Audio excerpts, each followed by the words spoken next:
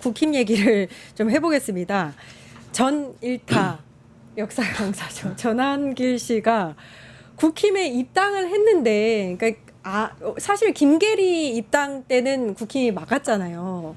근데 이분이 이제 입당하는 그 과정에는 본명으로 입당했기 때문에 가능했던 뭐 그런 배경이 있었나 봐요. 그러니까 전유관이라는 이름으로 입당을 뭐 온라인으로 했다라는 거 아니겠습니까? 근데 그거를 모를 수도 있다라고 치더라도 아무 검증 없이 그냥 아무나 받아주는 정당이냐 국민의힘이, 일단 이 의문이 하나가 있고, 두 번째로는 아까 말씀 주신 대로 그럼 김계리는 왜 안 됐냐?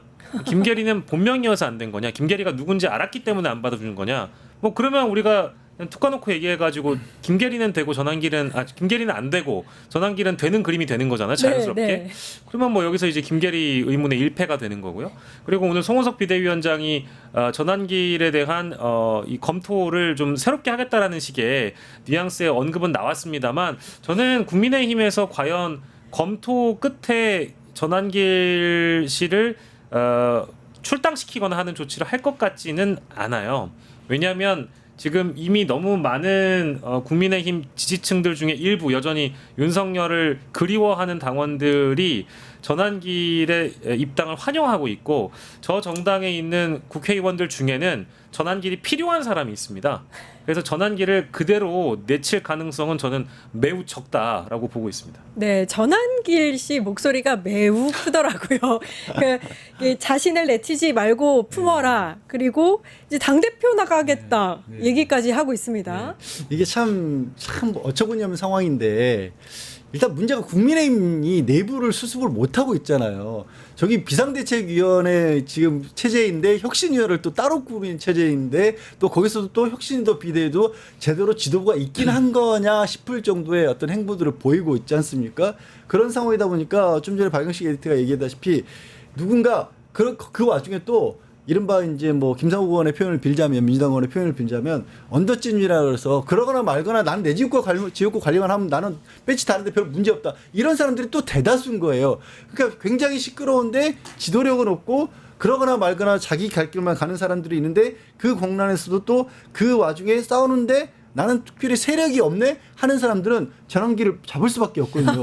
그 구조가 딱 윤석열 탄핵 과정에서 윤상현이나 나경원 같은 사람들 그렇게 막 추운데 쫓아다니면서 무대 올라가지고 저 정광훈 목사 무대도 올라오고 그랬던 거 아니겠습니까? 그 현상이 고스란히 이어지는 거예요. 그래서 저 전환길은 어찌됐든 이 탄핵 과정에서 국회에 자기들이 불러다가 주르륵 앉아서 그 역사 강사에게 국민의힘 저 법조계 인사들도 많은데 헌법 강의를 그 사람들 듣고 있었던 강의잖아요. 그럼 이제 와서 나중에 알았다고 내칠 수가 있어요?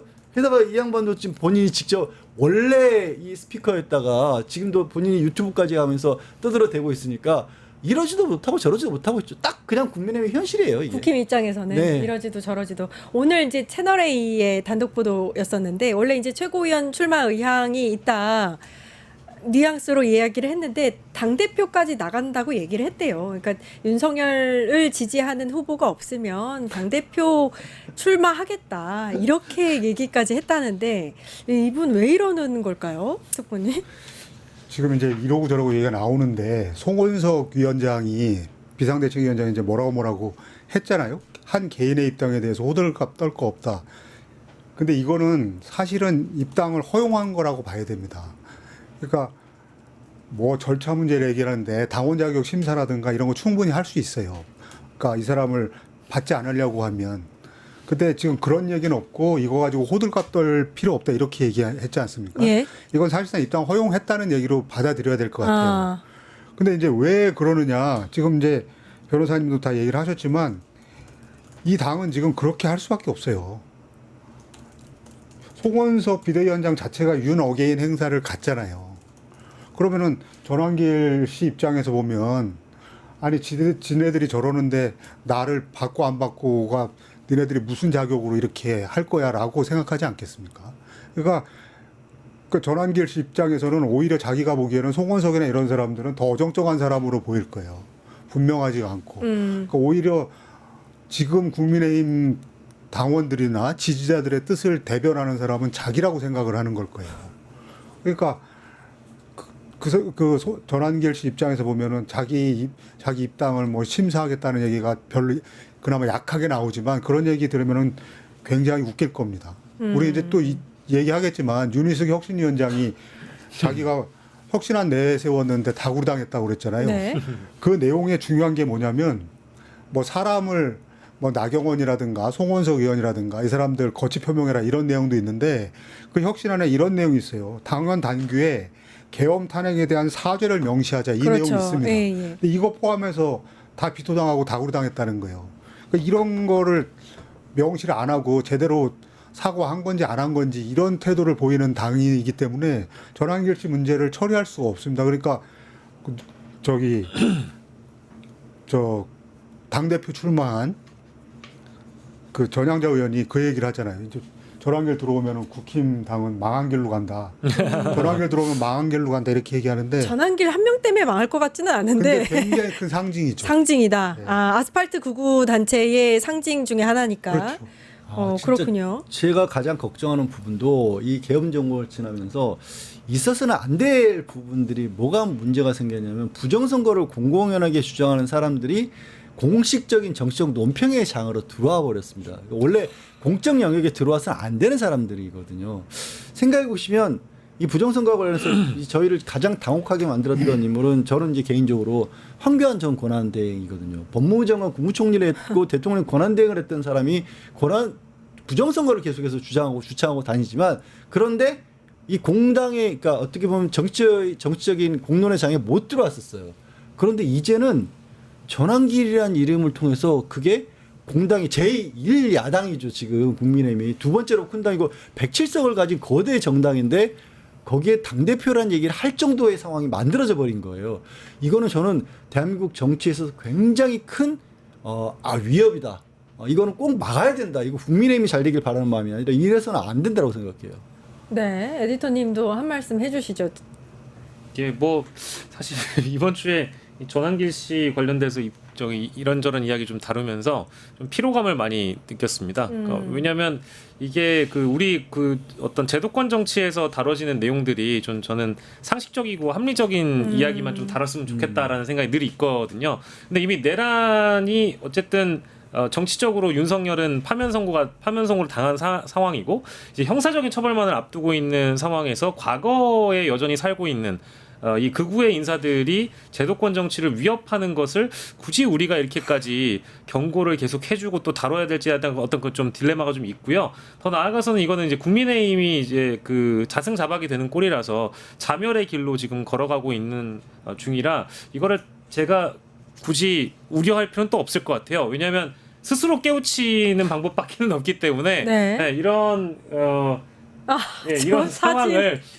이런 상황을 방치하는 것은 결국 야당의 수준이다라고 언급을 하면서 저는 뭐 더 드릴 말씀이 없습니다.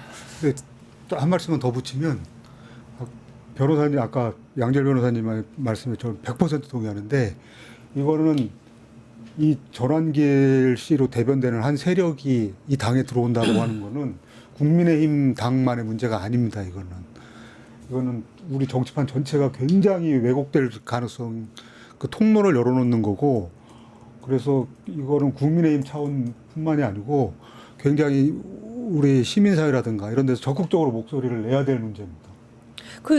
국힘에서 일부 인사들이 이 전환길에 대해서 조금 옹호하는 목소리를 내고 있다 이 얘기도 들리던데 어떤 인사들이에요? 뭐 지금 사실 송원석 대표 같은 경우도 사실상 뭐 받아들일 수 있다라는 취지였고 신동욱 대변인도 아니 뭐 이런 정도의 인물이 왜 못 들어오느냐라는 식으로 얘기를 하고 있고요.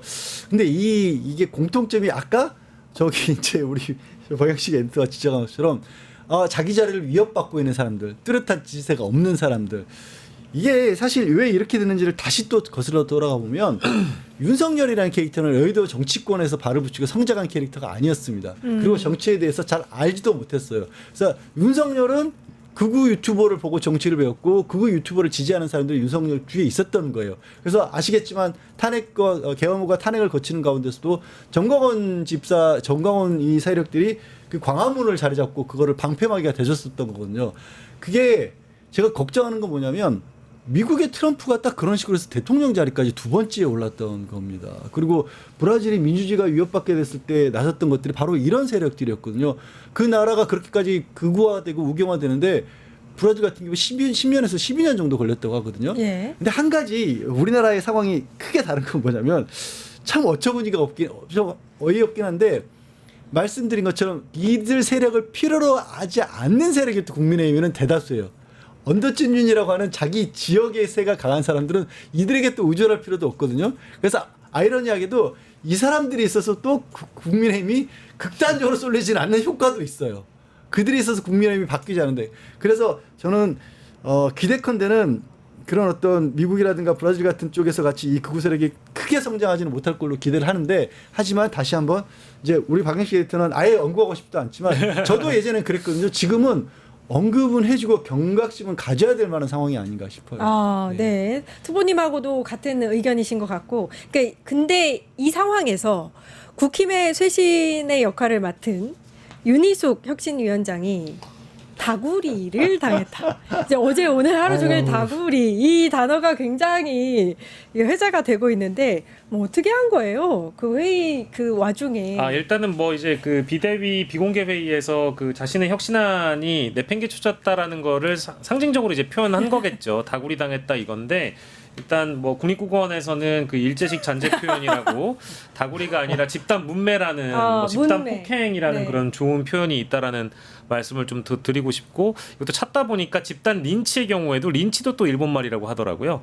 이런 것들은 좀 정치권에서 지양될 필요가 있겠다, 일본식 표현이니까요. 근데 어쨌든 그 다구리라는 표현을 쓰면서 말하고자 싶었던 부분은 뭐냐, 자기의 혁신안이 먹히지 않는다라는 것을 다시 한번 강조하기 위한 거 아니겠습니까? 근데 그럴 줄 알았죠. 뭐 아무 전권이 없지 않습니까? 그 혁신안이라는 것도 1차 뭐 인사혁신안 이렇게 내걸어서 권성동, 권영세, 윤한홍, 이철규 등등의 진짜 오리지널 찐윤이 들어가지도 않은 그 어중뛴 혁신안을 가지고 그것마저도 통과시키지도 못하고 아무런 힘도 없는 혁신위원장이 비대위 회의에 들어가면 당연히 찬밥 취급을 당하겠죠. 이것이 냉정한 정치의 현실입니다. 아마 윤희숙 씨는 다 알고 있었을 거예요. 그런 상황에서 준비한 멘트가 다구리였다. 이럴 줄 알았으면 좀 더 고급진 표현을 썼어야 됐는데, 네. 지난번 손가락 논란에 이어서 네. 다구리까지 보면 저는 참 윤희숙 씨의 모든 것이 다 고의적이라고 생각해요. 저도 일부러 그러는 거라고 생각해요. 성공했다고 생각하고. 네, 그러니까요. 의도된 거예요. 기사가 엄청 나왔으니까. 네. 의도됐다고 생각합니다. 이 상황을 즐기고 있는 것 같아요. 본인의 이름이 계속 오르내리고 있는 상황을. 이거 이제 어그로라는 이제 표현이 있잖아요. 네. 정치 그거는 어그로 사전에 분들이 어떻게 많이 있습니다. 예? 지시가 될까요? 모르겠습니다. 근데 이건 역시도 사실 혁신하겠다는 의도가 있으면 이렇게 못하죠. 그러니까요. 그러니까 자기가 언론에 자기 이렇게 많이 정치하고 나오는 것 밖에는 없는 거잖아요. 네. 남기는 게. 다 똑같습니다. 네. 도찐 개찐 여기까지 하고요. 1타 정치 마무리하겠습니다. 박영식 시사 에디터, 황방열 전 민주당 선대위 정보부.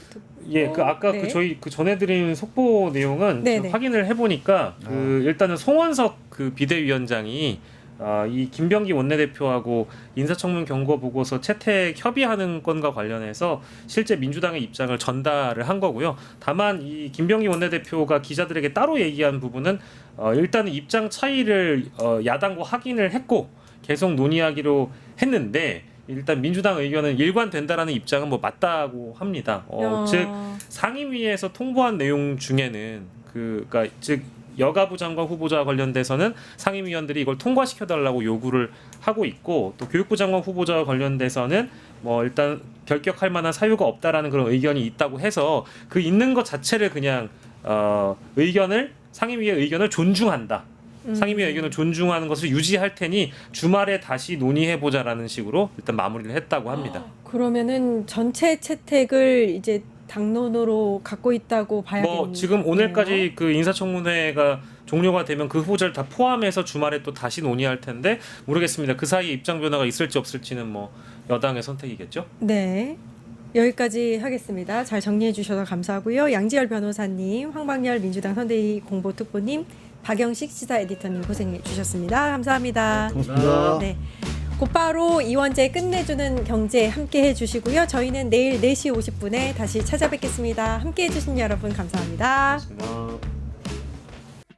유튜브 구독하고 실시간 채팅에 참여하시면 2000TTCO를 드립니다. 참여 방법은 통통물 어플을 다운로드 하신 다음 회원가입과 로그인을 해주세요. 마이페이지에서 나의 회원 고유번호 코드를 복사해주세요. 유튜브 라이브 실시간 채팅창에 복사한 코드를 한 번만 입력하면 준비 끝! 이제 채팅에 참여하시면 TTCO를 드립니다. 지금 참여하세요.